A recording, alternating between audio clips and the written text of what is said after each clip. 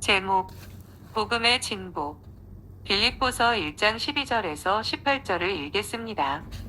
형제들아, 내가 당한 일이 도리어 복음 전파의 진전이 된 줄을 너희가 알기를 원하노라. 이러므로 나의 매임이 그리스도 안에서 모든 시위대 안과 그 밖의 모든 사람에게 나타났으니 형제 중 다수가 나의 매임으로 말미암아 주 안에서 신뢰함으로 겁 없이 하나님의 말씀을 더욱 담대히 전하게 되었느니라. 어떤 이들은 투기와 분쟁으로, 어떤 이들은 착한 뜻으로 그리스도를 전파하나니 이들은 내가 복음을 변증하기 위하여 세우심을 받은 줄 알고 사랑으로 하나, 그들은 나의 매임에 괴로움을 더하게 할 줄로 생각하여 순수하지 못하게 다툼으로 그리스도를 전파하느니라. 그러면 무엇이냐? 거칠애로 하나 참으로 하나 무슨 방도로 하든지 전파되는 것은 그리스도니 이로써 나는 기뻐하고 또한 기뻐하리라.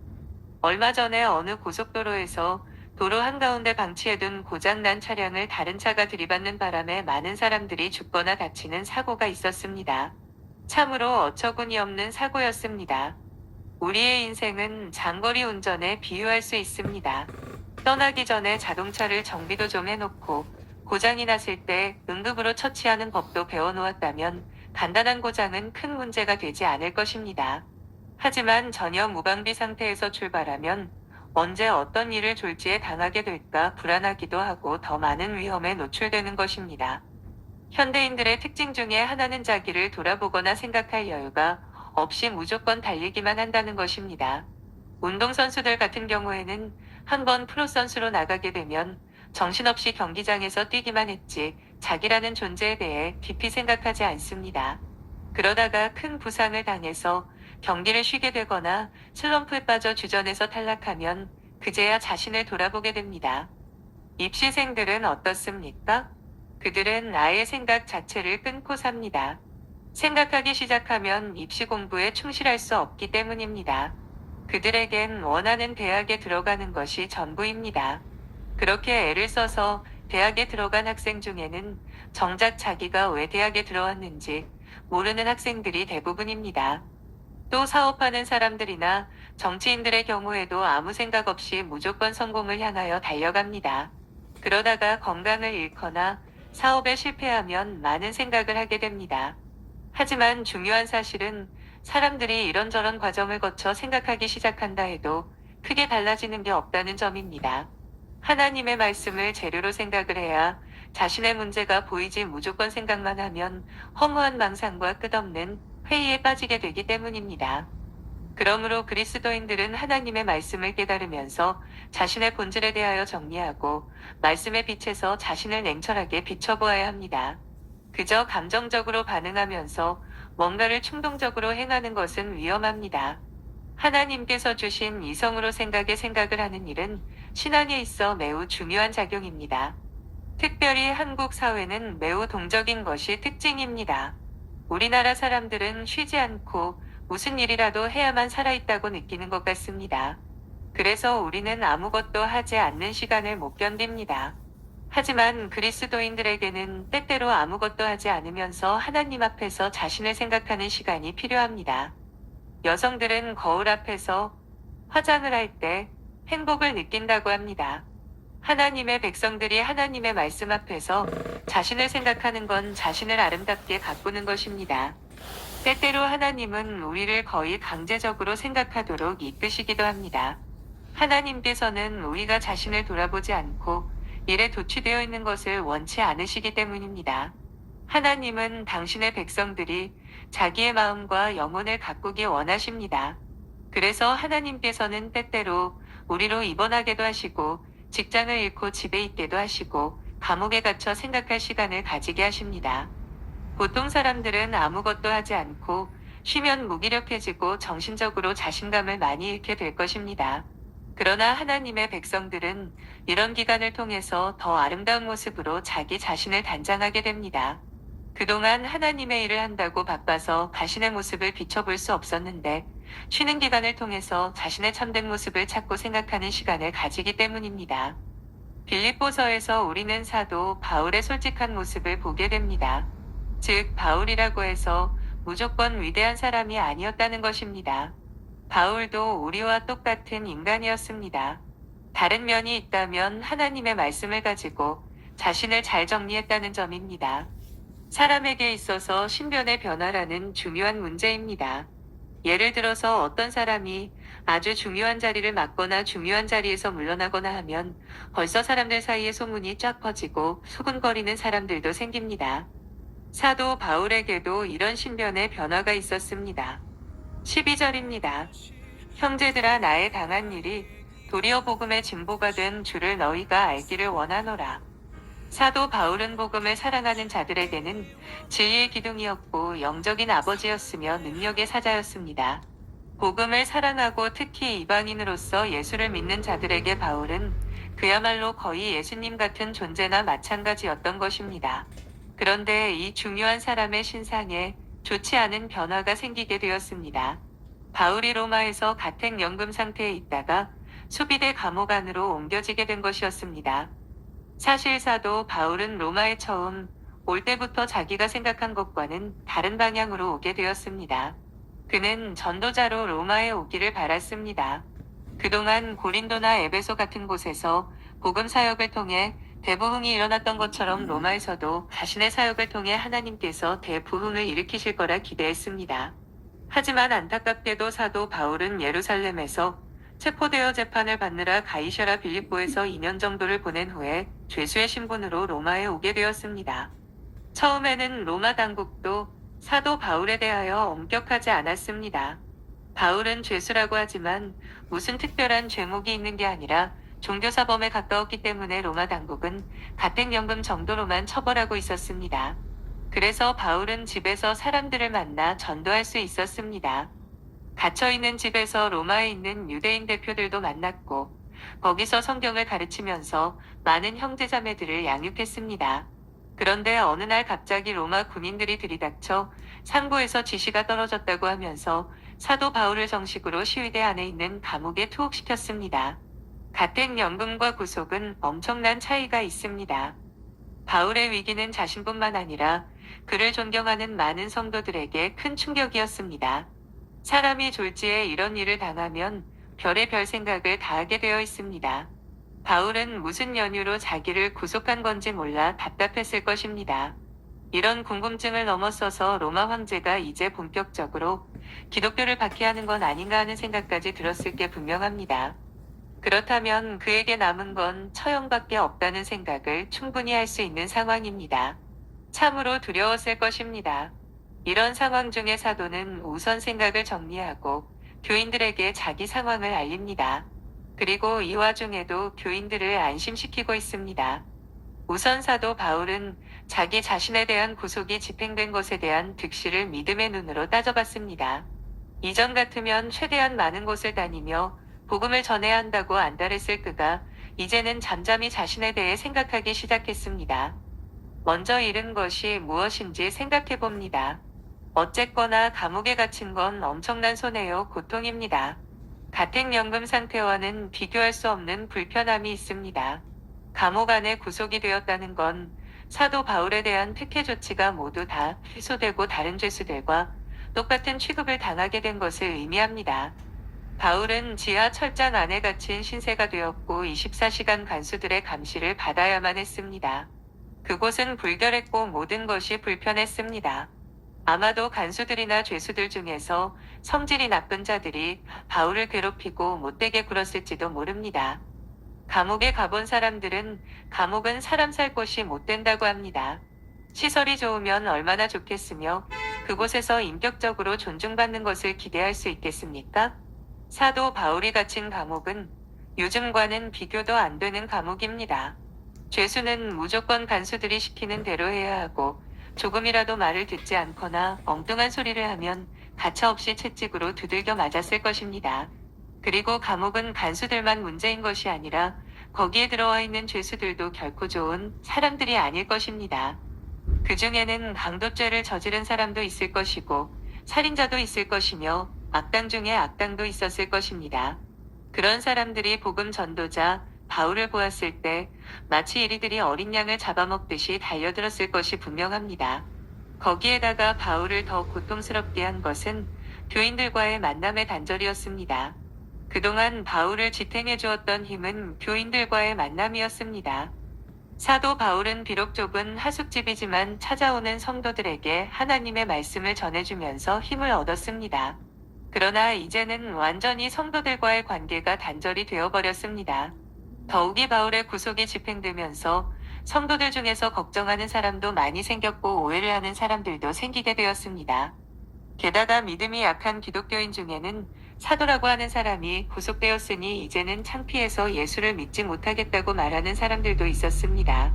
기독교 지도자라고 하는 사람이 죄를 지어서 감옥에 들어가면 어떻게 기독교를 믿을 수 있겠느냐고 비판하는 사람들도 있었습니다. 13절입니다.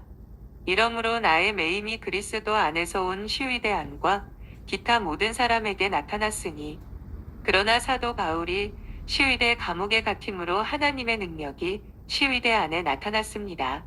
우리가 자세한 내용은 알 수 없지만 그곳에서 바울은 늘 그래왔듯 그곳에 있는 사람들에게 복음을 전하고 병든 자를 고치는 사역을 이어갔을 것입니다. 감옥에 갇혀 인생의 막장에 다다른 자들이었기에 가난한 마음으로 하나님의 능력을 의지했을 것입니다. 그들에게 일어난 놀라운 역사를 보며 간수들도 예수님이 어떤 분이신지 알고 싶었을 것입니다.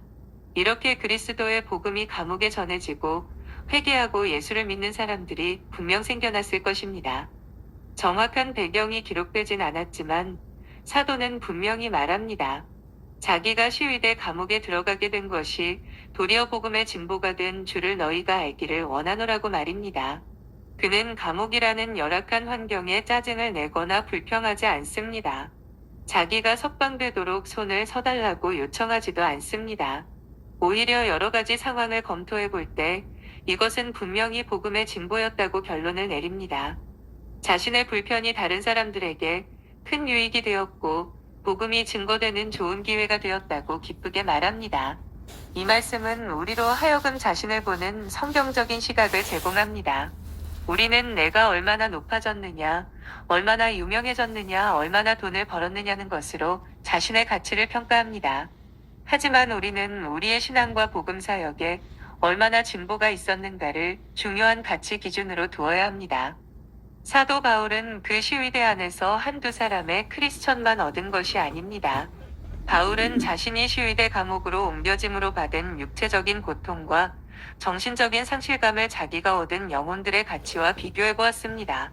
그러고는 자기의 고난이 오히려 복음의 진보가 되었다고 결론을 내립니다. 이것이 바울이 자기 자신을 설득하는 방법이었습니다. 즉, 복음의 유익이 되었으면 그것으로 충분하다는 것입니다. 사도 바울은 대단히 실제적인 사람이었고 경영학적인 두뇌를 가진 사람이었습니다. 그러나 그는 자기 개인의 편의가 아니라 복음의 진보에 비중을 둡니다. 모든 것이 명쾌하게 정리가 되었습니다. 결론적으로 그가 감옥에 갇힌 것은 남는 장사였습니다. 구약의 말 안 듣는 선지자 요나를 생각해 봅시다. 요나는 바울과 정반대되는 고백을 했습니다. 요나는 니느웨가 구원받는 것이 싫어서 니느웨 반대 방향인 다시스로 가다가 태풍을 만나도록 붙들려왔습니다. 그래서 겨우 니느웨 성에 다다라 그곳에 임할 하나님의 심판을 선포했을 때 많은 사람들이 회개하는 역사가 일어났습니다. 요나는 니느웨가 회개하는 게 싫었습니다. 그래서 성 밖에서 작은 움막을 하나 세우고 니느웨가 망하기를 다렸습니다. 이때 하나님께서는 박넝쿨을 통해 깨닫게 하셨습니다. 요나는 더위를 식혀주던 박넝쿨 하나가 아까워서 넝쿨줄기를 갉아먹은 벌레를 미워하고 저주했는데 니느웨 성 안에는 더 중요한 어린이들 12만 명이 있고 어른들도 많았고 짐승들도 많았습니다. 요나는 자기 설교로 그 엄청난 생명을 건져놓고도 자기 취향을 포기하지 못해서 죽여달라고 어깃장을 놓았습니다. 20만 명이 사망했던 IT 지진을 기억하십니까? 얼마나 처참했습니까? 나는 복음으로 그런 어마어마한 지진을 막은 사람이었습니다. 그런데 자기중심적으로 생각했기 때문에 니느웨가 망하지 않는 것을 보고 화를 낸 것입니다. 우리는 자신의 처지를 생각할 때 내가 편한가, 내가 잘 되는가 하는 기준으로 평가하지 말고 복음의 진보를 이루는가 하는 것으로 판단해야 합니다. 하나님은 그렇게 충성스런 바울에게 왜 점점 더 고통을 더하실까요? 그가 구속되면 교회적으로 시험을 당할 수도 있고 이방 나라의 복음이 전해지는 일도 더딜 텐데 말입니다. 바울에게 일어난 일은 하나님께서 허락하신 일이지만 교회를 무너뜨리려는 사탄의 시험이기도 했습니다. 하나님 나라를 위해 가장 중요한 사람의 손발을 묶어 부흥의 불을 꺼뜨리려는 사탄의 회방입니다. 예루살렘에서 큰 부흥이 일어났을 때 사탄은 예루살렘 당국으로 하여금 야고보를 죽이고 베드로까지 죽게 했었습니다. 마찬가지로 지금 가장 강력한 복음 전도자가 로마에 왔으니 사탄은 바울을 감옥에 집어넣어서 아무것도 하지 못하게 하려는 것입니다. 그러나 사도 바울은 이 문제를 다른 시각에서 보았습니다. 하나님께서 나를 한 번 더 겸손하게 하신다고 생각하게 되었습니다. 바울이 복음을 전할 때 수많은 사람들이 은혜 받고 회개하는 역사가 일어났기에 그의 마음은 충분히 높아질 수 있었습니다. 이럴 때 하나님께서 낮추셔서 마음을 지킬 수 있게 하신다고 생각한 것입니다. 이제 시위대 감옥 안에서 그가 할 일은 너무나 분명했습니다. 바로 철저하게 낮아지는 일이었습니다. 바울은 시위대 감옥에서 다른 사람들의 대접을 받으려 하거나 혹은 훈계하려고 하지 않았습니다. 오직 그는 감옥에서 철저히 한 사람의 죄수로 낮아졌습니다. 사도 바울은 이때 나이도 먹을 만큼 먹었고 배울 만큼 배웠으며 인격으로 말하자면 그런 인격자가 없었습니다. 이런 그가 자기보다 더 어린 간수나 다른 죄수들에게 야단맞고 책망받고 욕을 얻어먹었다고 생각해 보십시오. 얼마나 억울하고 수치스러웠겠습니까? 하지만 바울은 피할 수 없다면 철저하게 적응하리라 마음먹었습니다. 사도 바울은 시위대 감옥 안에 들어가면서 마지막 자존심까지 다 버리고 철저하게 한 명의 죄수로 낮아졌습니다. 이것이 사람들에게 감동을 주었습니다. 하나님께서 우리에게 시련을 주실 때는 어쩌면 한 번 더 낮아지라는 뜻이라고 생각하면 마음이 편해집니다. 인간의 마음은 쉽게 높아집니다. 마음이 높아지려 할 때 낮추시는 하나님의 역사는 오히려 더 큰 은혜입니다. 자신을 의지하려는 불신앙을 내려놓고 철저하게 하나님만 의지하기 때문입니다. 감옥은 그야말로 최악의 환경입니다. 아마도 로마 군인들 중에는 바울을 업신여겨서 발로 차거나 욕을 하는 자들도 있었을 것입니다. 그러나 낮추시는 하나님의 손길을 거부하지 않는 사도의 얼굴에는 언제자 여유와 평안이 어려 있었을 것입니다. 부활하신 그리스도를 만난 이후로 부단히 성화의 삶을 살아온 바울의 인격에는 예수님과 같은 따뜻함이 배어 있었을 것입니다. 이런 사도의 삶은 죄수와 간수들을 매료시키기에 충분하지 않았을까요? 바울은 자신이 그리스도 안에서 나타났다고 고백합니다. 이것은 복음 안에서 바울에 대한 좋은 소문이 퍼지게 되었다는 뜻입니다. 아름다운 인격을 가진 죄수의 소문은 온 시위대 안에 퍼지게 되었고 사람들의 관심을 끌었습니다. 우리가 그리스도인이라는 정체성을 분명히 한다면 어디에 가든지 적응하기가 쉽지 않습니다. 그리스도만이 길이요, 진리요, 생명이라는 신앙은 고집스러워 보이게 만듭니다. 그러나 오랜 시간 두고두고 그리스도의 향기를 바라면 사람들이 그에게 와서 안식합니다. 일단 그리스도인에 대한 편견과 불신의 벽을 넘기만 하면 그때에는 지금까지 가지고 있는 영적인 힘이 마음껏 발휘가 될 수 있습니다. 우리 안에 아무리 좋은 것이 있다 하더라도 다른 사람들이 알아주지 않으면 아무 소용이 없습니다. 또 내 안에 아무리 좋은 은사가 있다 하여도 다른 사람들과의 관계가 엉망이라면 덕을 세울 수 없습니다. 가장 현명한 사람은 처음에 사람을 얻기 위하여 자신을 완전히 낮춘 후에 그 영적인 능력으로 동료의 영혼을 얻는 사람입니다. 하나님은 특별히 말씀 사역자들에게 겸손의 연단을 주십니다. 말씀을 전하고 가르치는 위치에 있기 때문에 남을 판단하고 스스로를 의롭다고 여기기가 쉽기 때문입니다. 그러므로 강단에 오르는 자들에게 겸손의 연단은 자신이 여전히 연약한 인간에 불과한 것을 깨닫게 하는 좋은 방편입니다. 존 스토트 목사가 쓴 제자도 라는 책에 이런 내용이 있습니다. 그는 불과 얼마 전에 주일 설교 직전에 회전의자에 걸려 넘어지는 바람에 대퇴부가 골절되는 사고를 당했습니다. 그래서 목사님은 응급실로 실려가고 다른 목사님이 대신 원고를 읽고 설교했습니다. 그는 엘리트 교육을 받으면서 울지 않도록 훈련을 받았는데 대퇴부가 부서지면서 너무 아파서 울고 또 자기는 꼼짝도 못하고 다른 사람의 도움을 받아야만 하는 신세를 한탄하며 울었다고 합니다. 존 스토트는 생전에 하나님을 위해서 3가지를 버렸다고 했습니다. 결혼을 버렸고, 캠브리지 우등생으로 졸업했지만 교수직을 버렸고, 주교나 대주교 되는 것을 버리고, 오히려 평범한 목회자로 헌신했습니다. 그럼에도 하나님은 다시 한번 그를 낮추셔서 연약한 인간인 것을 다시금 깨닫게 하신 것입니다. 스펄전 목사는 그야말로 위대한 설교자였습니다. 얼마나 설교를 잘했던지 한 번은 왕실에서 설교를 하기 전에 미리 설교 연습하는 소리를 듣고 회개한 사람이 있었답니다. 그는 19세 때 런던에서 목회를 시작했습니다. 수천 명의 사람들이 그의 설교를 듣기 위해 몰렸습니다. 그럼에도 스펄전에게는 고난이 끊이지 않았습니다. 그를 시기하는 세력들 중 한 명이 예배 중에 불이야 하고 외치는 바람에 그 교회에서 열댓 명이 딸려 죽는 사고가 일어났습니다. 그리고 그는 대학 졸업장도 없는 사람이었습니다. 육체적으로도 평생 통풍으로 시달리다가 50대에 겨우 죽음을 통해 그 모든 괴로움에서 해방됩니다. 모세의 경우도 만만치 않습니다. 그는 지팡이 하나를 가지고 10가지 재앙을 일으키고 홍해를 갈라 이스라엘 민족을 구원한 위대한 지도자였습니다. 그 누구보다 하나님을 가까이 하고 언약의 도구로 유능하게 쓰임받았지만 약속의 땅을 바라만 보다가 그곳에 들어가지 못하고 죽음을 맞이합니다.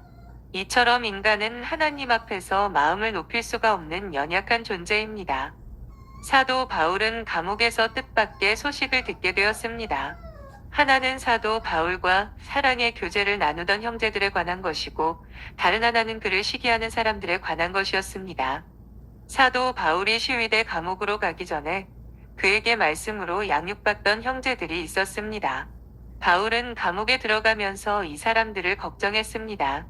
이 사람들 중에서 바울의 구속으로 너무 낙심한 나머지 신앙을 버리는 자들은 없을까 혹은 이들 중에 정신적으로 방황하는 자가 없을까 하는 걱정을 했습니다. 그런데 나타난 결과는 정반대였습니다. 14절입니다. 형제 중 다수가 나의 매임을 인하여 주 안에서 신뢰함으로 겁없이 하나님의 말씀을 더욱 담대히 말하게 되었느니라. 아마 형제들 중에는 사도 바울의 구속으로 신앙이 흔들리는 자도 있었을 것입니다. 그러나 대다수는 그렇지 않았습니다. 대다수 형제들은 바울이 감옥에 갇히는 것을 보고 자신들이 더 주님을 신뢰함으로 복음을 담대히 말하기 시작했습니다. 이것은 바울이 전혀 예상치 못한 일이었습니다.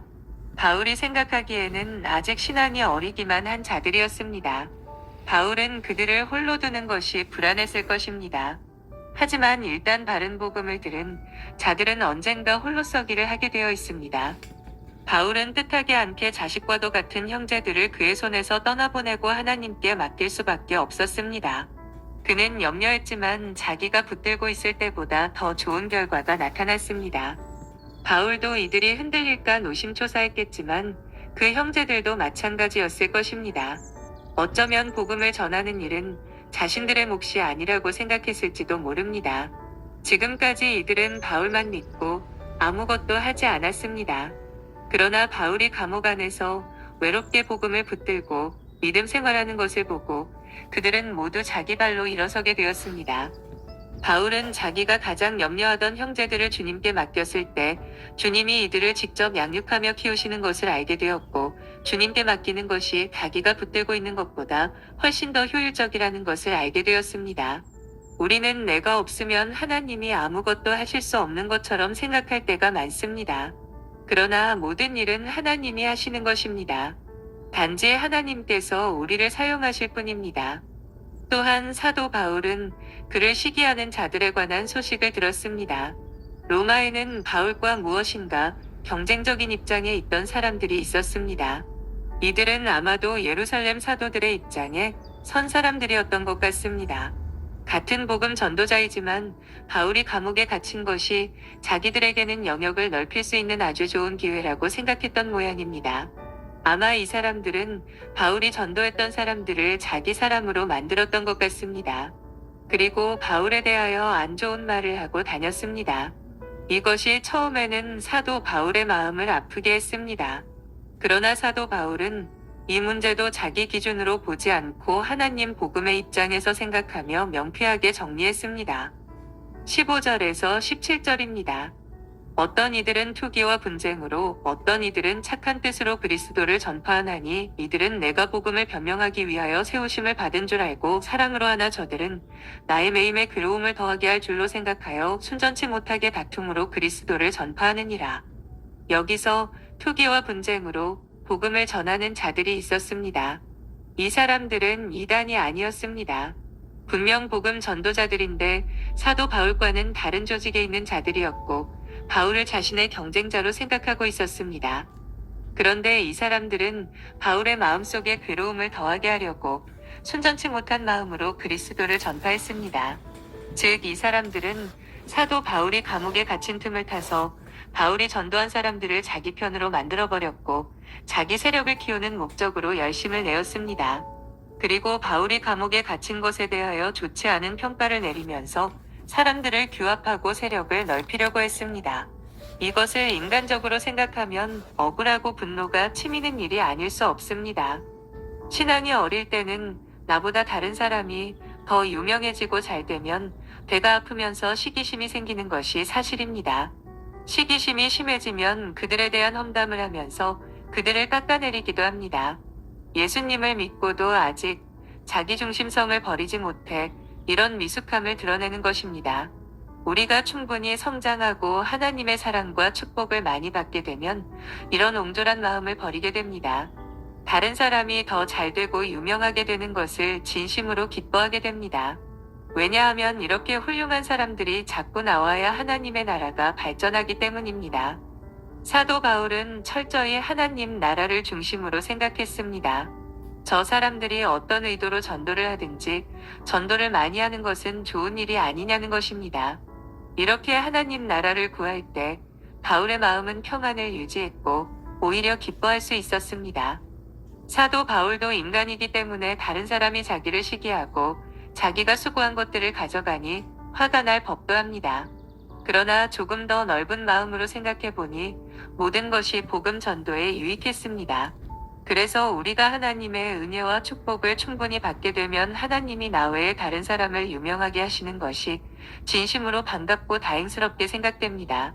왜냐하면 그래야 하나님의 나라가 더 능력 있게 증거되기 때문입니다. 결국 신앙이라는 것은 처음에는 나 중심이다가 나중에는 다른 사람을 인정하게 되고 결국 자기 자신을 버리게 되는 것입니다. 18절입니다. 그러면 무엇이뇨? 외모로 하나 참으로 하나 무슨 방도로 하든지 전파되는 것은 그리스도니 이로써 내가 기뻐하고 또한 기뻐하리라. 사실 바울은 영적으로 성숙한 사람이었습니다. 그러나 아무리 바울이라고 해도 마음속에 감정도 없고 미움도 없는 것은 아니었습니다. 그도 우리와 똑같은 마음과 감정을 가지고 있었습니다. 그는 오히려 보통 사람보다 더 민감했고 어떤 문제에 깊이 몰입하는 성격이었습니다. 그러나 그가 어려운 가운데 승리할 수 있었던 이유는 철저하게 자기 자신을 믿지 않고 주님을 신뢰했기 때문입니다.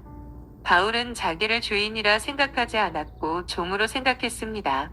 로마 시대의 종은 정말 주인을 위해서 모든 희생을 아끼지 않았고 자기 것이라는 것이 없었습니다. 심지어 나중에 주인이 죽으면 같이 따라 죽기까지 했습니다. 바울은 자기를 종이라고 생각하니까 주인만 좋다면 문제될 것이 없었습니다. 주인은 나 외에 다른 종을 쓸 수도 있는 것입니다. 그리스도인들은 자기가 얼마나 좋은 대접을 받았는지, 얼마나 편리한 환경에 있는지에 집착해서는 안 됩니다. 내가 불편하고 고통스럽더라고 복음의 진보만 있을 수 있다면 모든 걸 감수할 수 있는 마음을 가져야 합니다. 그리고 앞서 언급했듯이 바울은 자기가 할 수 없는 것을 주님께 맡겼습니다. 자기가 직접 돌볼 수 없었던 형제들을 주님께 맡겼더니 더 좋은 결과가 나왔습니다. 우리가 주님께 맡기면 주님은 내가 붙들고 있던 때 보다 더 좋은 결과를 나타내십니다. 주님이 꼭 나의 방식으로 나를 통해서만 일하셔야 하는 것은 아닙니다. 주님은 나와 다른 종들을 통해서 얼마든지 일하실 수 있고 만일 그렇게 해서라도 복음이 전해질 수 있다면 기뻐할 일입니다. 바울은 우리와 똑같은 성정을 가진 사람이었습니다. 바울은 신상에 어려움이 생길 때 우리처럼 걱정하고 염려하기도 했지만 결국엔 하나님의 말씀을 가지고 잘 정리하니까 모든 것이 합력하여 유익이 되었습니다. 우리들도 우리 자신의 문제나 사람들과의 어려움, 고통스러운 환경을 하나님의 말씀을 통하여 해결하는 지혜를 얻어야 하겠습니다. 마음을 낮추고 성령님의 도우심을 간구하시길 바랍니다. 자기를 부인하지 않고 하나님을 경외하고 의지하지 않고 말씀을 가까이 하지 않으면 아무런 지혜를 얻을 수 없습니다. 어려움과 고통 가운데 살아갈 수밖에 없습니다. 하나님께서는 말씀을 통하여 우리에게 깨달음과 지혜를 주십니다. 그리고 선한 길로 인도해 주십니다. 우리 모두 그런 유익을 누리고 경험하는 신자로 살아갈 수 있기를 소망합니다. 아멘.